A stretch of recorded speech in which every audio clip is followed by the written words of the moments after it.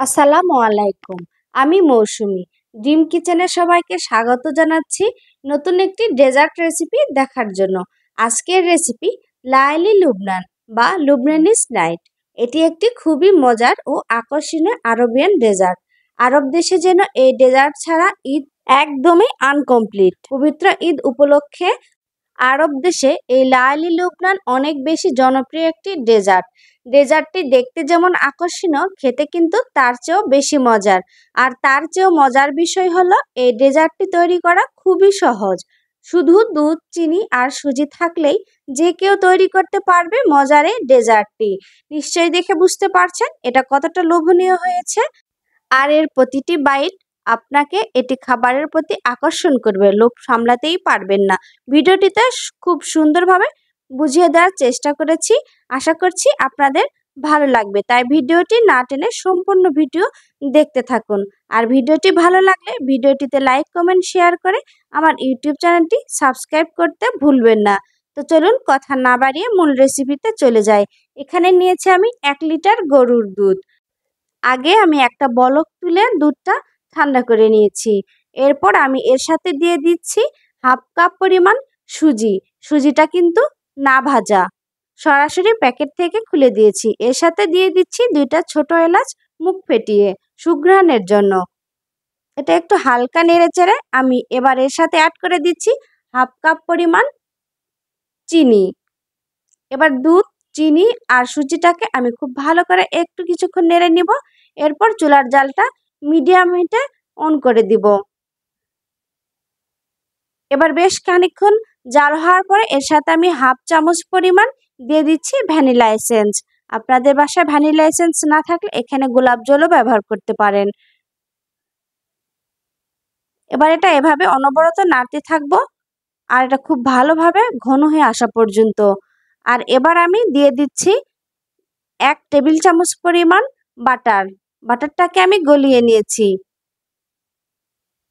এখানে ঘি বা বাটার দুটোই ব্যবহার করা যাবে। এবার এটাকে আমি ওইভাবে অনবরত নাড়তে থাকব। এ পর্যায়ে আমি দিয়ে দিচ্ছি ফুড কালার। এখানে আমি ইয়েলো ফুড কালার দিয়ে দিলাম 3 ফোঁটা পরিমাণ। ফুড কালারটা আমি শুধু সুজির একটু কালার চেঞ্জ হওয়ার জন্য দিয়েছি। দেখুন এটা নাড়তে নাড়তে এটার কালার একটু হালকা ব্রাউন হয়ে এসেছে। এ পর্যায়ে আমি আরও কিছুক্ষণ নেড়ে নিব।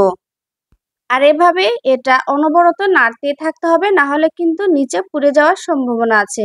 মিডিয়াম হিটে এটাকে আমি এভাবে নাড়তেই থাকব।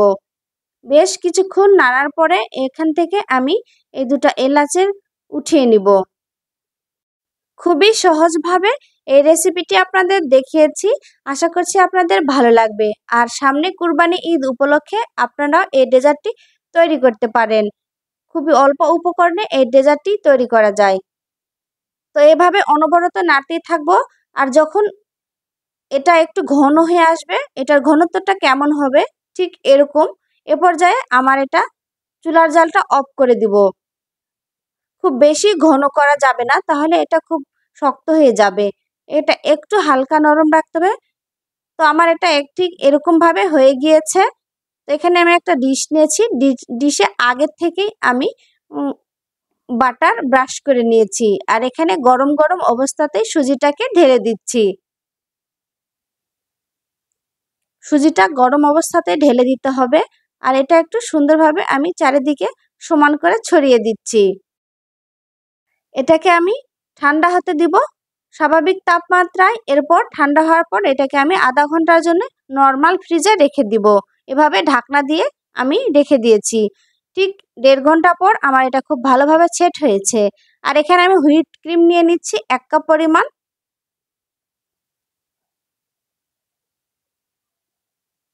এবার এটাকে আমি বিট করে নিব।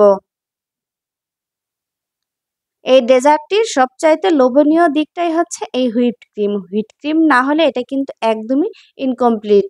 আপনারা অবশ্যই চেষ্টা করবেন এখানে ভালো মানের হুইপ ক্রিম ব্যবহার করতে। যখন বিট করতে করতে ক্রিমটা এভাবে খুব ভালোভাবে ফোম হয়ে যাবে, তখন বুঝবেন এটা হয়ে গিয়েছে। বাটিটা উপর করার পরেও যখন গলে যাবে না, বা পড়ে যাবে না, তখন বুঝবেন যে এটা আপনার একদম পারফেক্টভাবে হয়ে গিয়েছে। তো আমার হুইপ ক্রিম একদম পারফেক্টভাবে হয়ে গিয়েছে। আর আমি এবার সুজির উপরে হুইপ ক্রিমগুলো দিয়ে দিচ্ছি।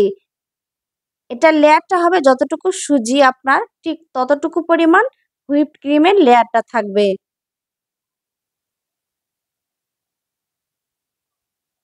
এবার খুব ভালো করে আমি এটাকে চারিদিকে ছড়িয়ে দিচ্ছি।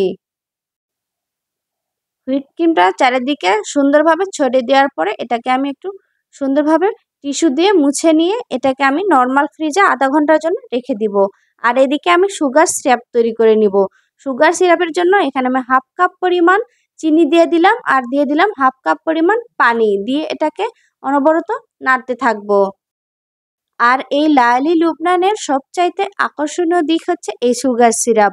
সুগার সিরাপটার টেস্ট এটা একটু টক মিষ্টি হবে।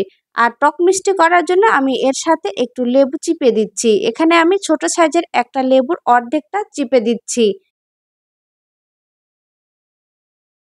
এটাকে খুব ভালোভাবে আবারও আমি বেশ কিছুক্ষণ নেড়ে নিব। আর সিরাপটা যখন একটু হালকা ঘন হয়ে আসবে এ পর্যায়ে আমি চুলার জালটা অফ করে দিব।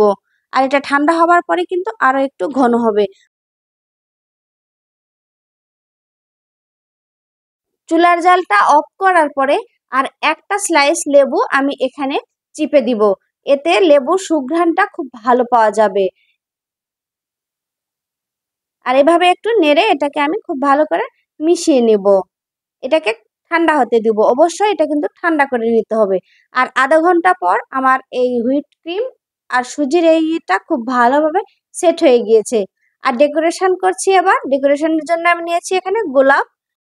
গোলাপের পাপড়িগুলো ছোট করে কেটে নিয়েছি আর পেস্তা বাদাম নিয়েছি। পেস্তা বাদামটা গ্রেট করে কাটা আছে আর সুগার সিরাপটা ঠান্ডা হয়ে গিয়েছে, আমি এখানে ঢেলে নিয়েছি।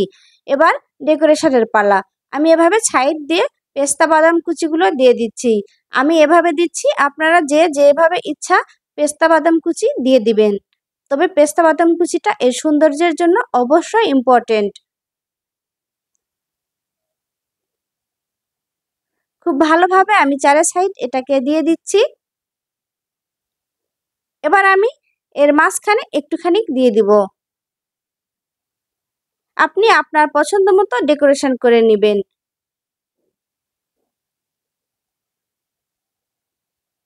তবে এই লায়ালি লুবনান রেসিপির সবচাইতে আকর্ষণীয় ইনগ্রেডিয়েন্টস হচ্ছে এই গোলাপ পাপড়ি। গোলাপের পাপড়িটা অবশ্যই লাগবে, না হলে এটা দেখতে কিন্তু এতটা লোভনীয় লাগবে না।